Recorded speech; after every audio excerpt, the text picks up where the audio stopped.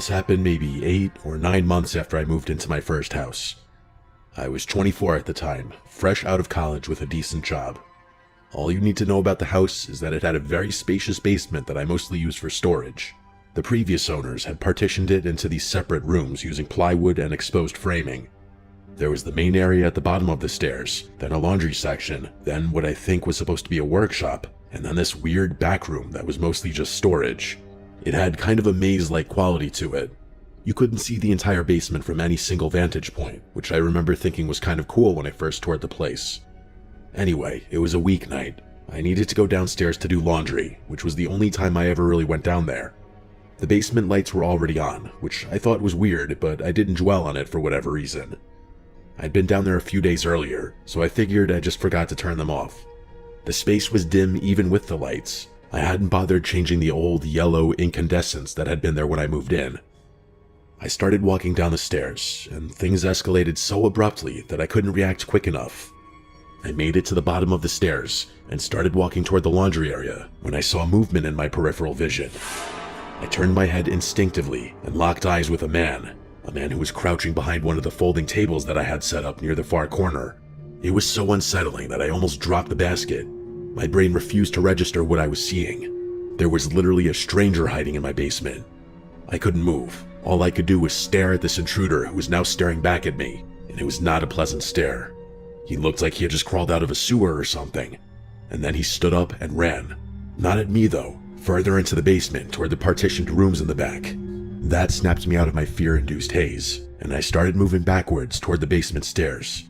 But I must have wasted too much time, because before I could reach the stairs, all the lights in the basement went out. Until that moment, I had never been down there with the lights off. I hadn't anticipated how dark it would be. It was fully pitch black down there, complete and utter darkness. I mistakenly assumed I knew my own house, so I kept moving toward the stairs, but I must have misjudged something, because I tripped and fell to the floor. By the time I got up, I was completely disoriented. The chaos and fear of the situation was overwhelming my brain, and I couldn't think. My phone was sitting on the counter upstairs, so it's not like I could just reach in my pocket and turn on the flashlight.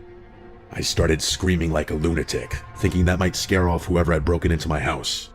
But actually, that strategy must have energized them, because I started hearing screaming coming from the other side of the basement. It was terrifying.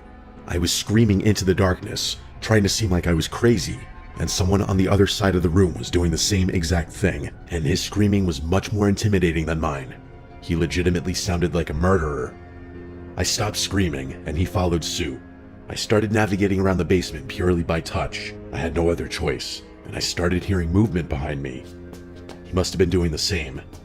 The sounds were getting closer, and amidst the horror of everything, I couldn't help but get the sense that he knew my own basement better than I did. I knew I was getting closer to the stairs, but that basement is massive. I started hearing breathing coming from somewhere behind me, and I genuinely thought he was going to catch me. After what felt like an eternity, I felt the wooden base of the staircase. I grabbed the railing and started running up the stairs, but before I could even hit the second step, something grabbed my ankle and I lost my grip. My head struck the railing and I fell all the way down to the basement floor. I still couldn't see the guy, but he was dragging me away from the stairs with what genuinely felt like inhuman strength. I kicked and thrashed my legs with all my might and miraculously connected with something. The strike was just strong enough for him to lose his grip, and I twisted and twisted until I escaped his grasp. I started running back towards the stairs in the dark, and he started screaming again, but I found them before he could catch me. I made it to the top in the dark, burst through the door, and slammed it shut behind me. The nightmare was far from over, though. That door doesn't have a lock, so I had no choice but to press my weight against it and hope I was strong enough to keep him out. Just as I suspected, I heard footsteps pounding up the basement stairs mere seconds later, followed by a huge crash against the door. The door swung open for a terrifying second, and it took everything in my power to push it closed. The first impact must have emboldened him, because he started repeatedly slamming into the door. I yanked off my socks and pushed against the door, knowing my life depended on it. I have no idea how he did make it through, but he eventually gave up. I heard footsteps crashing back down the basement stairs, and I immediately seized the opportunity to grab my phone.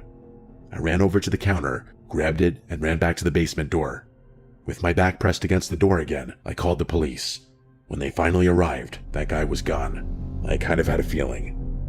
One of the basement windows had been forced open from the outside, and it didn't take a genius to figure out what happened. There was nothing missing or stolen, so one of the officers suggested that the intruder was probably using my basement as a place to live or hide. That hadn't crossed my mind, but it was somehow a worse thought than him simply wanting to rob the place. The other reason the police arrived at that theory was that the intruder somehow knew where the light switch was, which wasn't in the most obvious place.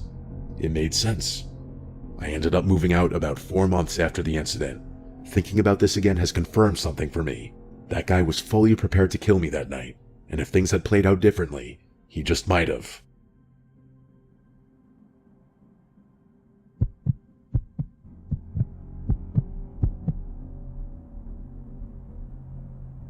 This happened when I was 14. I'm in my 30s now, so we're talking close to 20 years ago at this point. My parents had to drive out of state for a wedding and didn't want to leave me alone, despite the fact that I was staying at home alone age. So the original plan was for my older sister to stay with me for the weekend. She was already in college at the time, but she only lived an hour away. As soon as my parents left, though, she texted me and told me she had some party to go to and wasn't going to come. I didn't really care. I didn't even bother telling my parents about it, partly because I didn't want to stress them out and partly because I didn't want them to find someone else to watch me. It wasn't like the house was in some sketchy area either. It was a typical 2-story home in a quiet suburban neighborhood. The place mostly consisted of families too, so I knew I'd be fine. The evening was completely uneventful. I played Halo for like 6 hours, something I'd ordinarily never get to do. It wasn't until just after midnight where things started getting weird. I was still lounging on the couch when I heard this faint tapping sound. The sound came from somewhere in the backyard, and I immediately assumed it was something hitting the siding of the house. That's honestly what it sounded like, so I wasn't too concerned. A few minutes later, though, I heard it again. The sound was nearly identical, which gave me the impression that it was a tree branch hitting the same spot on the house. But then the tapping migrated, like whatever was making it was moving along the side of the house. That's when I knew something was wrong. The sound was far too intentional to not be made by something sentient. I muted the TV and froze. I didn't want to move. I just sat there listening the way anyone would, but now there was just silence. After maybe a minute, I convinced myself that it had just been a scuttling animal or the wind, and I turned the TV back on. 20 minutes later, there was a new noise, one that made me a lot more concerned. It was another tapping sound. But this time, it sounded like it was coming from below me, from the basement. The living room was directly above the basement, so it had to be coming from there. It was an unfinished basement with a little kitchenette in the corner, so it wasn't crazy to imagine a critter rummaging around in there. I muted the TV again, this time getting up off the couch. I was dreading it, but I had to check. I had to at least assure myself that nothing was wrong. The basement had several windows that led directly to the outdoors, so in all likelihood, the raccoon or stray cat that had been making the first noise was now knocking against one of those windows for whatever reason. I tried to convince myself I wasn't freaking out and walked over to the basement door. I opened it and stood at the top of the stairs, looking down into the darkness. The tapping noise was louder now, happening every few seconds or so. I don't know why I did this, but I called out hello into the nothingness. The tapping stopped immediately. That's when I started feeling really uneasy, because if it had just been an animal, it probably wouldn't have reacted to my voice like that. If I could just turn on the lights, I'd get a much clearer view of everything. But the light switch was at the bottom of the stairs, and there was a 0% chance I was going down there. So instead, I swung the door closed until it was only open a crack, and stuck my hand through. I pointed my phone over to where I knew the window was, then I closed my eyes and recorded a video with the flash on for a few seconds. Then I immediately shut the door and locked it. I took a deep breath and pulled up the video. It was pretty grainy, but it took me all of 1 second to realize there was a figure standing underneath one of the windows, on the inside of the house. I screamed, I couldn't control myself, and I ran to my room. I locked the door and immediately called my dad, who called the police for me. I was still on the phone with my parents when I started hearing repeated banging on the basement door. That guy was trying to break into the finished part of our house. And then, after the 5th or 6th bang or so, there was silence again, and then the police showed up. They searched the basement, but that guy had escaped through the window. The officers were actually nice enough to search our yard, but that guy was long gone. There was a bunch of stuff missing from the basement. Like I said before, it wasn't finished, but that didn't mean my parents left it empty. I can't remember everything that had been stolen, but the scariest thing by far was this. When the police inspected the kitchenette, they found the biggest knife in the rack missing. It was a terrifying thought. If it weren't for the video on my phone, I don't think the police would have taken things as seriously as they did. But of course, nothing ever came of it, and this was almost 20 years ago now. I have no idea what happened to that old phone. It's probably buried in a box of junk in my parents' house somewhere, if it even still exists. If I ever find it and the thing still turns on, I'll submit the footage.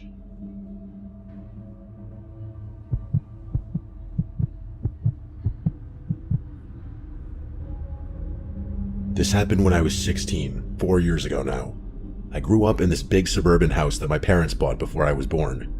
It's one of those places that looks normal from the outside, but has all these weird quirks once you're inside. The biggest quirk by far is the basement. It's easily the largest room in the house. My parents finished it years ago and turned it into this casual hangout space with a sectional couch, a decent TV, and a couple of storage rooms in the back. You'd think a space like that would get a lot of use, but my parents are the type who prefer the living room upstairs. So basically, the basement is essentially mine. The other thing you need to know about is my cat. His name is Rocky, and he's one of those annoyingly friendly cats that constantly needs attention. Because of that, my parents put him in the basement every night before they go to sleep so he doesn't bother them. Now here's where things get a little sketchy, and I'm just going to be honest about it because there's no point in pretending otherwise. The basement has this interior door that connects directly to the garage. It's technically supposed to be a convenience thing for bringing in groceries or whatever, but for me, it was a convenience thing for sneaking people in. Anyway, it was a Friday night when this went down. I remember that specifically because I had invited this girl Madeline over, which I wouldn't have done on a school night. I also remember assuming Rocky was already down there. It wasn't a conscious thought, more so an implied assumption. It was past the time when my parents usually put him down there, so I figured he was asleep somewhere in the back, as per usual. That's why I didn't freak out when I heard a noise from one of the storage rooms. It was this faint rustling sound, like something moving around in the boxes.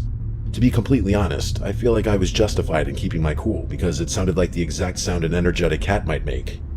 Madeline obviously tensed up a little, but I explained to her that it was just my cat, and then we went back to pretending to watch whatever was on the TV.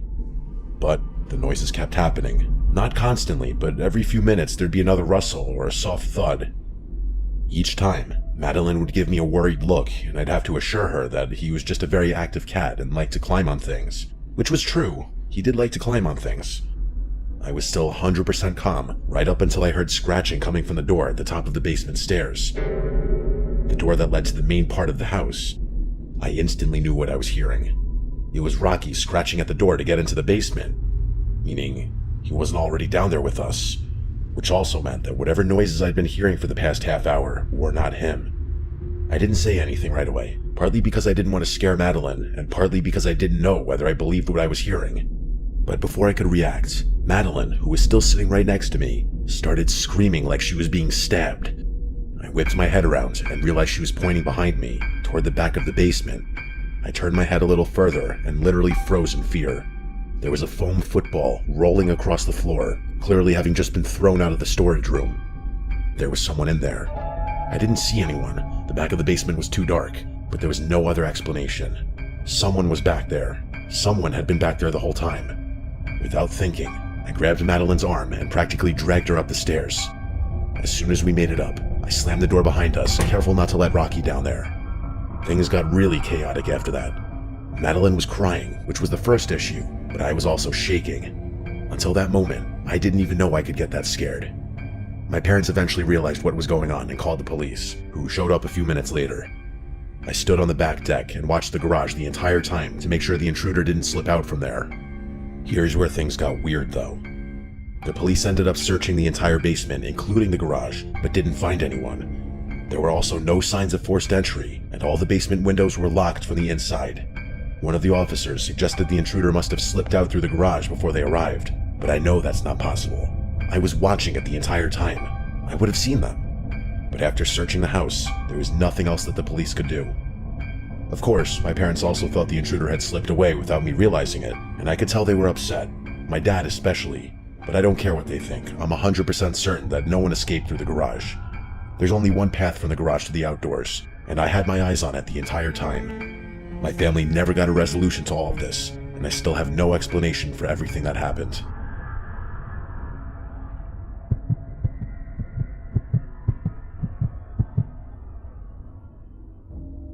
I think every kid is afraid of basements. Let's face it, they're scary places. Even as an adult now who lives alone, I sometimes find myself a little uncomfortable going down to the basement to do laundry at night.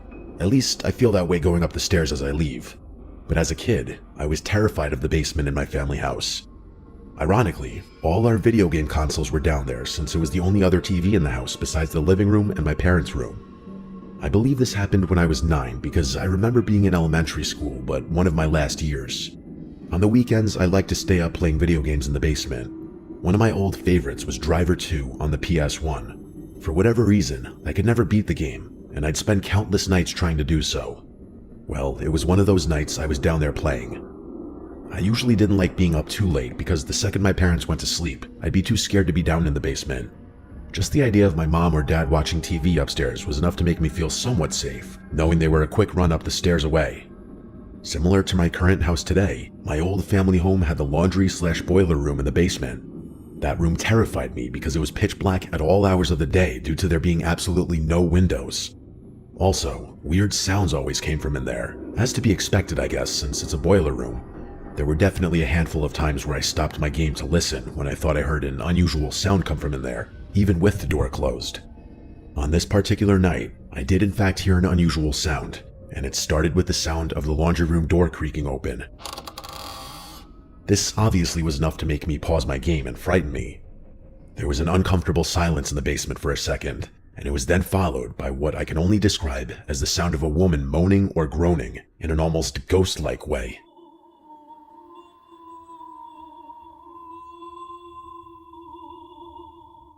But it sounded like my mom's voice. In fact, I knew it was. I started laughing, and I'm sure I said something like, "Nice try, Mom," knowing she was trying to scare me, which, side note, looking back, even as a kid, I should have realized something was wrong, considering my mom has never been a goofy person that would pull this kind of prank. But I walked over to the laundry room with a little more confidence now, and as I was in front of the open doorway leading into the darkness, the groans had stopped by now. I looked straight into the pitch black room ahead, and as I inched closer, the outline of a person standing in there became visible. "Mom?" I said, now with less confidence. When I got just close enough, I made the judgment that it was not my mom. I started screaming as I ran up the stairs to the living room, and my horrific judgment was right. There was my mom in the living room with my dad. At this point, they were both already standing up responding to my screams. I yelled, "There's a woman in the laundry room," and I remember they looked at each other, and then both ran down to the basement, slamming the door shut behind them. I sat confused, scared, but slightly relieved knowing my parents were down there now. I remember being in the living room for a long time before my mom came upstairs and told me to go to my room and go to sleep. I didn't ask questions and obeyed. I had a hard time falling asleep that night, I'm sure, but I remember the next morning. My parents told me they had one of their friends prank me to scare me, and they treated it like it was one big joke. I don't fully remember how much I believed it or not, but I for sure asked them to elaborate on who it was. My mom said it was one of her friends from out of state who was visiting. I didn't question it, but as I got older, the name Debbie was seemingly accidentally dropped by my parents a few times, and whenever I'd ask who Debbie is, they'd have a different response. When I was maybe 14, I thought back one day on this night and decided to do a deep dive. I found a family tree type of website, and admittedly stole my dad's credit card from his wallet momentarily to pay for the service, then slipped it back in the wallet. I inputted both my parents' names. Among a few familiar names, and a bunch of names I didn't recognize, what instantly stood out was that my mom had a sister named Debbie. So I googled Debbie followed by my mom's maiden name, and up popped an obituary. She was dead. I ran to grab my parents to show them what I found on the screen, and I demanded they explain. I remember their shocked and nervous looks on their faces still. "Tell him," my dad said to my mom. My mom then dropped the bomb on me that I had a very mentally unstable aunt who harmed a lot of people, and it was for the best that she was always kept away from me growing up. Debbie had allegedly broken into or snuck into the house without my parents knowing. I had so many questions and demanded answers, but there was little more that they would tell me. They swore they had my best interests at heart. Over the years, I'd occasionally bring it up, but they'd always shut it down and tell me to drop it. I never learned what they meant by "she harmed a lot of people," but I have some theories. It doesn't really do me any good dwelling on it though. It makes me kind of nervous to think about it. What else were my parents hiding? What happened to Debbie? Why was she in the basement? I wondered a few times if my parents were hiding her down there after she had done something horrible, but that wouldn't make much sense because I don't think they'd let me down there in the basement then. I guess some questions are better left unanswered.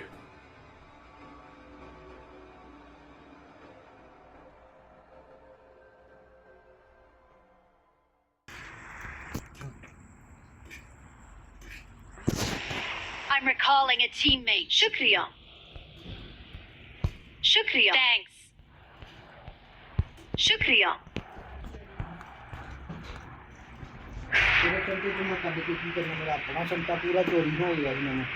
ਤੇ ਉਹੀ ਨਾ ਹੁਣ ਤੂੰ ਸਾਡੇ ਸ਼ੰਤੇ 'ਚ ਸ਼ੈਵਾ ਚੋਰੀ ਕਰਕੇ ਤੂੰ ਆਪਣਾ ਪੂਰਾ ਕਰਨ ਦੇ ਕਿੱਦਾਂ ਉਹੀ ਤੇ ਕਹਿ ਰਿਹਾ ਸਾਡਾ ਸ਼ੰਤਾ ਲੈ ਕੇ ਜਾਂਦਾ ਤੇ ਸ਼ੈਵਾ ਵੀ ਵਿੱਚੋਂ ਗਾਇਬ ਕਰਦਾ ਜਿਹੜਾ ਦਿਲ ਕਰਦਾ ਚੁੱਕਦਾ ਜਿਹੜਾ ਦਿਲ ਕਰਦਾ ਨਹੀਂ ਚੁੱਕਦਾ ਉੱਥੇ ਹੀ ਛੱਡ ਕੇ ਤੇ ਆ ਜਾਂਦਾ ਸਹੀ ਗੱਲ ਦੱਸ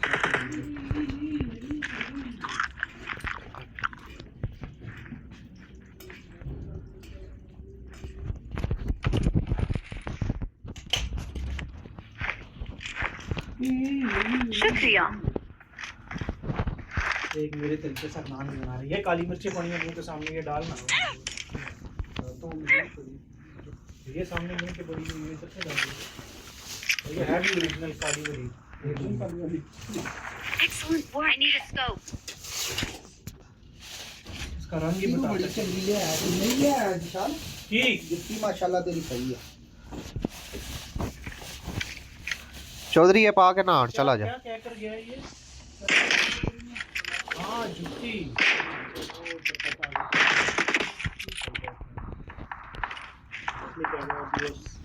चेक करना चाहिए सही है कि चौधरी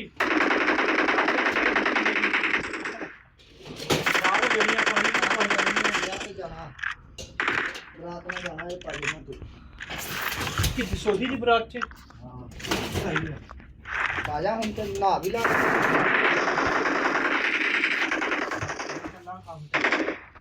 एक तो बाबा